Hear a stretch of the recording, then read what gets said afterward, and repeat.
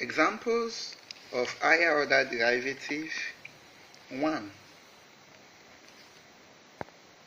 If y equals s cubed minus 3s squared plus 1,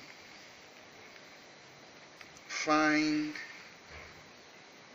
dy all over dx, the square y all over dx square, the cube y all over dx cube, the 4y all over dx 4. Solution.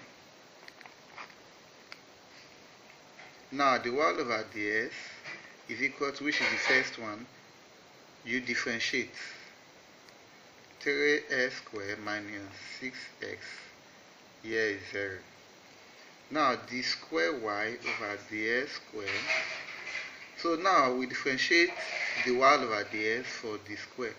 Now let's differentiate 6x, that means 2 times 3, 6, then 2 minus 1, minus 6. Then the cube y all over dx cube is, differentiate this one, 6.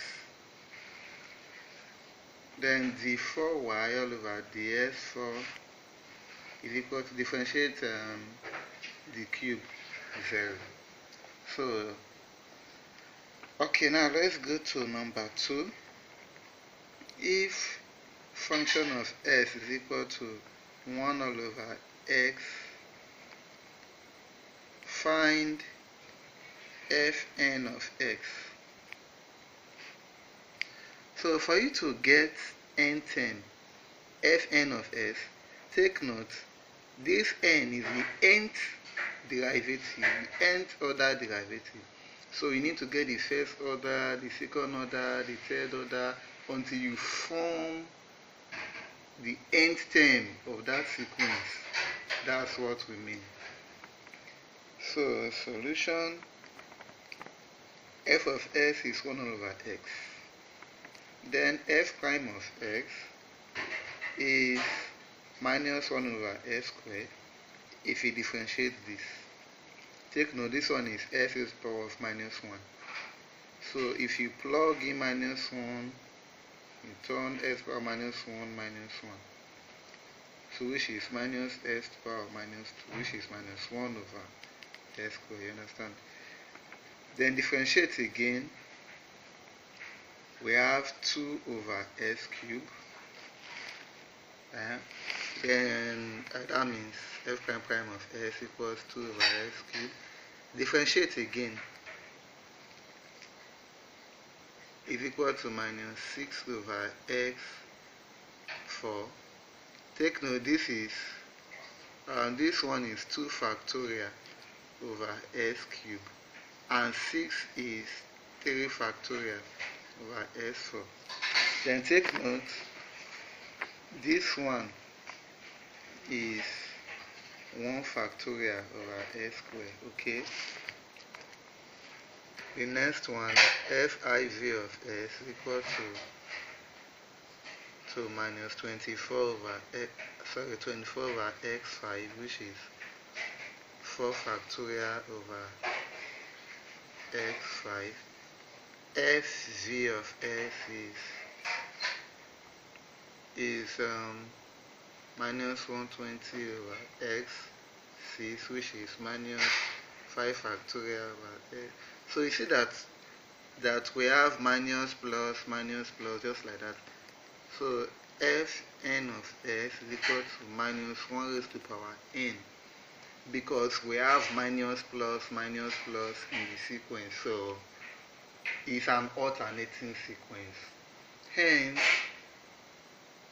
we raise minus 1 to n. Then we started from 1 factorial, 2 factorial, 3 factorial, 4 factorial, 5 factorial. So we have n factorial all over s raised to the power of. Here we have s to the power 6.